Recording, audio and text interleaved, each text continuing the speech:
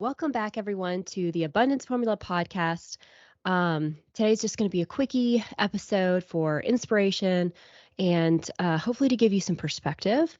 Tonight, actually, this afternoon, Mom and I are leaving for Pittsburgh for her really big national level show. I'm taking the girls with me, so we are going to help her with hair, makeup, all the things that we can help her with, and hopefully we'll get to witness her turning pro at this show. So say some prayers her way. If you want to keep up with the updates, then make sure that you're following me at Jeana, spelled Jeana _ Oldham, Oldham. And I'll make sure to, give you the play-by-play of everything that's going on in my stories there. So if you want to follow my mom's journey, she was on the podcast a couple weeks ago sharing her story. So if you want to follow her road to turning pro, we're hoping at this show that she will pull it out. So anyways, we're going to be on that train. I've been super slammed this whole week getting ready to go, working and getting everything in I can before we leave. So today's a quickie episode. I want to share with you another story of one of my just so inspirational patients. For if you're new to this podcast, I'm a practitioner in orthotics and prosthetics. So I build and design orthotic and prosthetic limbs, customize them to patients what they need, fit them, teach them how to use them, and all that really awesome stuff. I love this line of work because it not only is so inspirational to hear people's stories and see them overcome, but to get to be part of that journey, to get to be the coach with that, and to get to provide them the thing that sends them walking out the door when maybe they came in not walking at all, maybe came in broken, and you can send them out more whole. So I absolutely love this profession. And so this little patient that I have, the story that I'm going to share with you I'm going to give you a heads up. It is a little sad, or it has a sad part to it, but then there's an inspirational side to it. So I'm going to preface it with that because what I want the story to do for you today is to inspire you for two things. I want it to inspire you for courage, and then I want to give you perspective. And we're going to break those down after I share with you the story. So I've seen this little boy since he was just turned 3.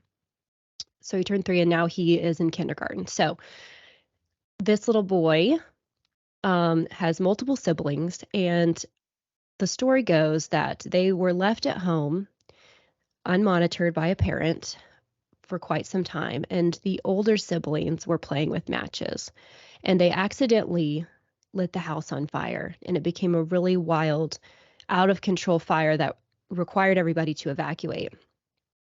So there were no adults around, and none of the kids were very old, and so the older children, I believe there was 5 of them, the older children ran out of the house.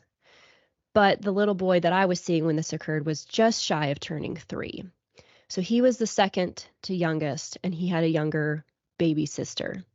So all the other children ran and escaped out of the fire, but he stayed back to try to save his little sister. And unfortunately, he was not able to save her, but the firemen were able to save him, but he tried. And the firemen saved him, and he has really severe scars on his whole body, and it caused him to lose multiple body parts because of the severity of his burns. But, so that's the sad part of the story, is that unfortunately, he wasn't able to save his sister. But now, of course, after this tragedy, I'm seeing him, and I'm making him a prosthetic foot. And he is so happy. He's so sweet. He's a little quiet, but he is always smiling. He's so excited now. Like I said, he's now going to be in kindergarten. He's so excited for kindergarten. He loves school. His great grandmother takes care of the kids now. And she said he just loves school, and he's doing so well. And he's just great to me. So he's doing really well now. And so what I want this story to do to you, number one, we're going to talk about the fact that a less than 3-year-old, what massive courage did he have? This story should prove to you and inspire you today to look at the challenges that are in front of you right now and help you be able to say, like, okay, if a 3-year-old can have the courage to stay back in a burning fire to try to save his baby sister, I can do this thing. that's in front of me right now. I can do this thing. I can overcome this challenge. I can have this hard conversation that I'm dreading having. I can put myself back together after losing this job and figure things out. I can heal myself after this breakup. I can be brave enough to ask this person on the date that I've been wanting to ask him or her on. I can get this workout done. I can manage the pressure that comes with this project or this position I hold at my job or in my business as an entrepreneur. Like, I can do this thing. It gives you inspiration to know, man, humans were created with a massive capacity for courage and grit and overcoming and resilience. And not only that courage in itself to get through hard things, but then the courage to live well after tragedy, the courage to live well after challenges, after hard times, the courage to be able to have joy and to be able to be a good person and look forward to things and be an inspiration to others after the hard thing that you've had to go through. This boy just inspires me to know that not only am I capable of so much courage, and I can keep myself in check when I want to get overstressed about something that I'm like, dude, this doesn't even register on a scale of like real stressors. I can do this.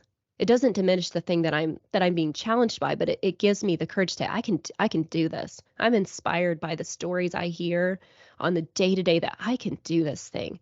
And so I'm going to push aside the doubts and I'm going to harness the courage that I know was created in me and that every single one of us has the capacity to tap into if we can just know it's there. So I want this story to let you know it is there. If it is there in a less than 3-year-old little boy, it is in you.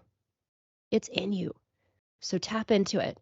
And I also want you to know again that despite our hard times, it's possible to live well after if we have the courage to be willing to move through it, move through the phases of it and do so. So that's the first half of what, I want to inspire you to do. And I also want to, just to piggyback on the last thing that I said, to be able to live a beautiful life despite your scars and because of your scars. That your scars can tell an inspirational story if you're willing to let them. And that's this little boy.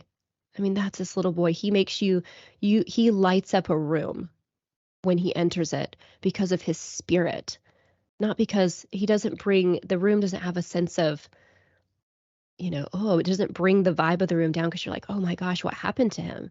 He is so lit up in his face that you don't even look at the scars. You're just looking at the joy on his face and his childlike energy and happiness. So the second lesson that I want to talk about is perspective shift for everybody out there.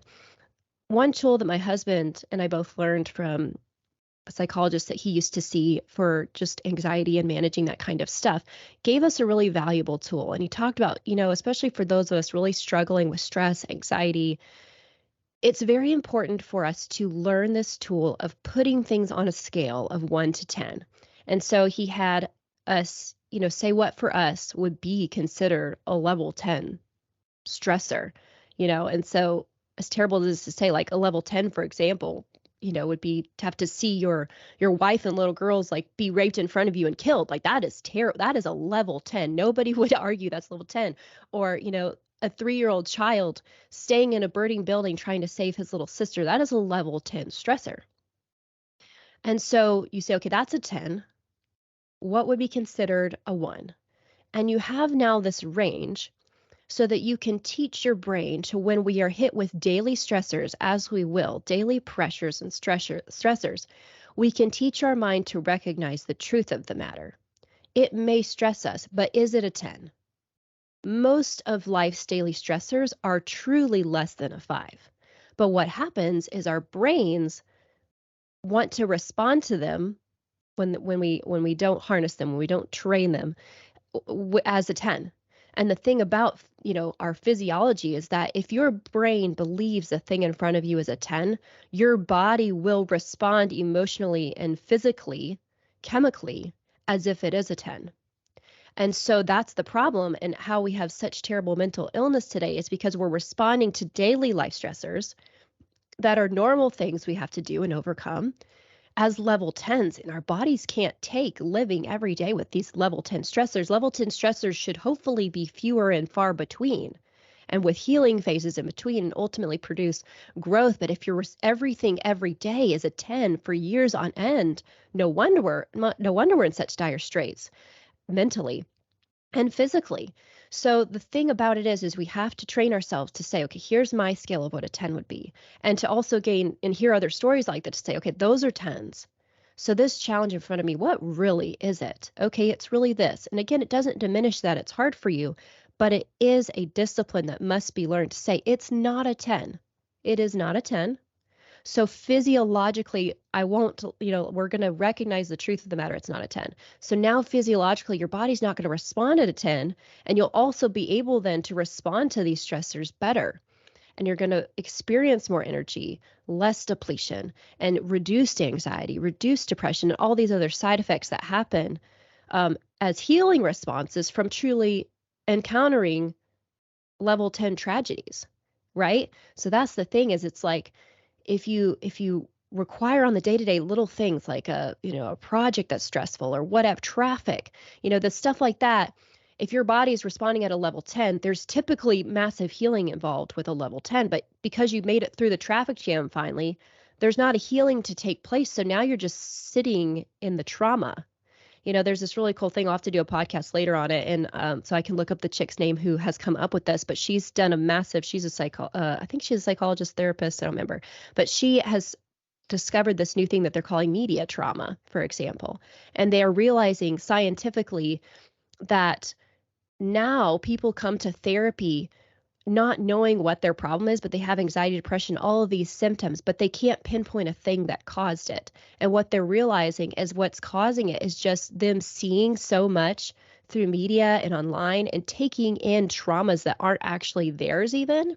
And so their body's responding accordingly as if they were there, but it wasn't. So then it can't heal. It doesn't have, like they found out from like that Boston Marathon bombing that the people, they did a study, like the people who actually were present for the bombing had less residual mental trauma than the people who saw the footage of the bombing online, because their bodies then couldn't take that trauma response anywhere.